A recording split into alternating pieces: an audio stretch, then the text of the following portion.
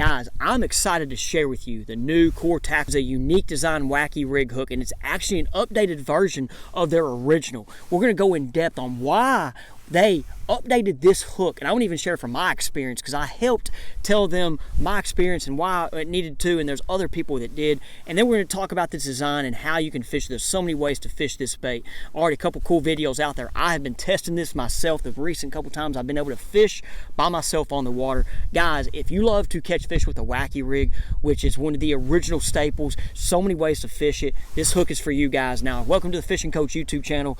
I'm Coach E, Jimmy Eastrom. Go ahead, guys, call me Coach. I'm very excited about this hook. I was excited about the original, but let's go ahead and talk about my experience with the original, guys. My experience with the original, and I don't have the original even in the boat anymore. I took them out, which I knew this new one was going to get designed, and just from my experience from me talking with Johnny and Matt. So with the original, you had the weight on the shank of the hook, and one thing, there was no weed guard, and there's a weed guard here, and if you don't want a weed guard, you can cut it off, okay? So the thing about it, though, with that shank on the hook, how it was positioned, I lost a lot of fish, and my thought was that weight was so close to the hook, and the hook was a little smaller, but the weight being so hooked, the fish threw them off. And I'm talking my first couple trips with them, and I was just having fish throw me off left and right. Now there's other people we know that hadn't had that problem. I kind of had that problem. Johnny kind of had that problem. And just kind of, Johnny and Matt listened to the people. Listen to you guys. They're very, very, that they want to make a good product. And so they want to make something that people like. And one thing people wanted was the weed guard. And then from the talking to people and kind of getting ideas back and forth, they came out with the new design here, as you guys see. And man, I love it. And for me, I've not had any footage with it yet. I've caught some fish with it, but I've not been able to fish by myself much lately due to my guide business, due to my on the water lesson business. I get in people's boats, teach them the offshore fishing, forward facing sonar, electronics, and the guide business. I've been busy lately, so I've not been able to fish by myself as much to get in tune with it. But I've gotten out to today, play with it a little bit after a guide trip. I don't have my cameras, but I've been playing with them and skipping this thing under docks and throwing it around wood. And then I've also, what I'm excited about using it is with the forward facing sonar. But guys, you do not need forward facing sonar to catch fish with a Wacky rig. I mean, you see that thing right there behind me in the corner? I mean, yeah, go ahead and throw this thing. Johnny actually has underwater footage you're about to see right now of fish eating this thing in a lay down tree like you see right there behind me, okay? So guys, Core Tackle has two sizes. 1/28, which I have rigged right here on this stick worm. That's an X-Zone stick worm right here. And then they have the 1/8 size. So that's the two sizes right now that they have. And guys, before we go more into it real quick, let me let you know this video today, I want to say thank you to Triple B Asphalt. Triple B Asphalt's located in northwest Arkansas, but they will do business all the way into central Arkansas, up in that northwest to Missouri kind of state line. Right now, guys, I know winter's coming, okay? I've talked about it. If you are been thinking about getting your asphalt, if you're part of a business or work at a business with a big parking lot, or it could be your own separate driveway, if you've been thinking about getting it seal coated, getting the cracks fixed, getting it to where them potholes get fixed, or to prevent that, guys, give Triple B a call today. Thank you for being a part of the Fishing Coach business, Triple B. Appreciate it, guys. Like I said, the information them be down there in the description. So guys, one thing I will say about this though, that I've already liked from my just me playing with it, and I'm going to go to the live scope, going to the forward facing, okay, is it's going to be a new way, I think, to target not just suspended fish, but fish in cover. So what I've been doing already is shallow brush piles, okay, and I've been throwing this 1/28 size because I've been trying to get to the lighter size. Is targeting fish and brush. Now, it might not be fish I even see. What I've been doing lately is brush piles in the like 4 to 8 foot range.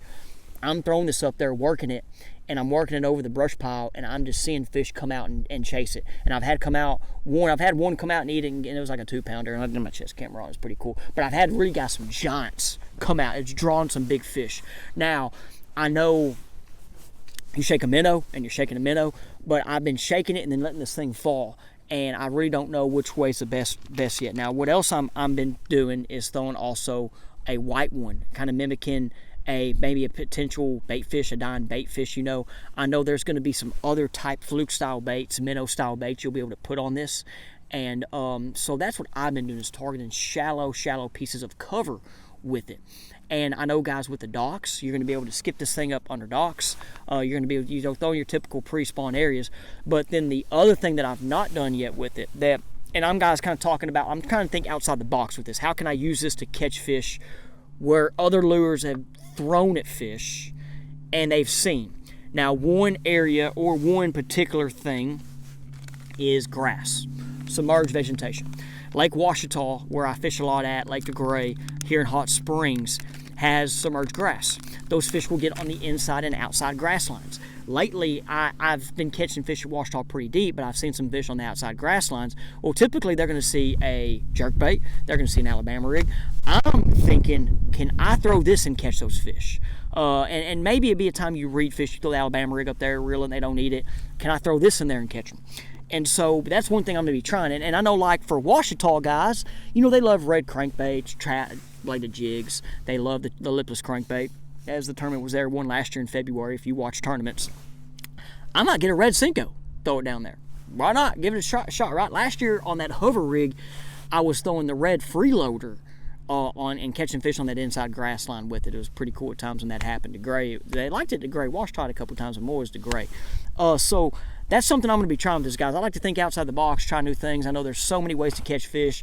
The original ways, y'all know, still work, as I've showed y'all with the spinnerbait videos and this, but y'all know with me, I like to try different things out with my time on the water, learn different things, and that's one thing. So the shallow brush piles right now and the grass, and that, not just the inside grass line, but that outside grass line, just to try to target some different, you know, ways to target different fish. But guys, let me know if you've got one of these yet, and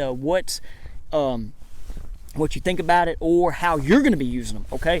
How you guys, now I'm going to be throwing it on, right now I'm going to be throwing on 7-1 medium. This is a medium light fast level NGX. That's my spinning rods I got right now. I think they have a medium heavy that might be a little better with it, but I'm right now I got 4 spinning rods, and they're all medium lights for the minnow, and you can throw drop shots on them. So I'm going to be doing that I'm going to be trying to go with that as well. But I'm going the braid, the fluoro still with it.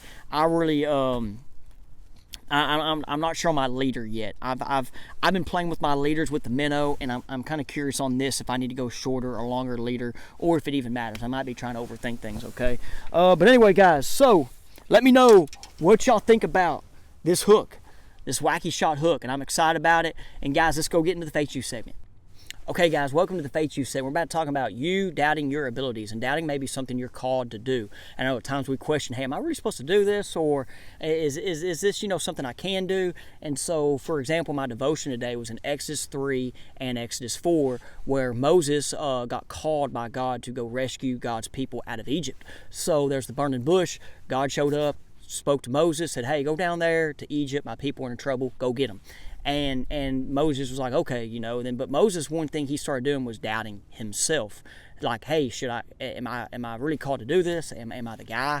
And then, you know, of course, if the rest of the story goes, which Moses went there, I mean, there's so much stuff with it. But part of this I just want to get to today is, guys, how we all, even Moses, but we all might doubt ourselves, but we have to trust and confidence in us, and not just being too confident, but trust in the calling, okay? And one way I know for me, in these scenarios when I start doubting, is to pray and is to read the word, okay?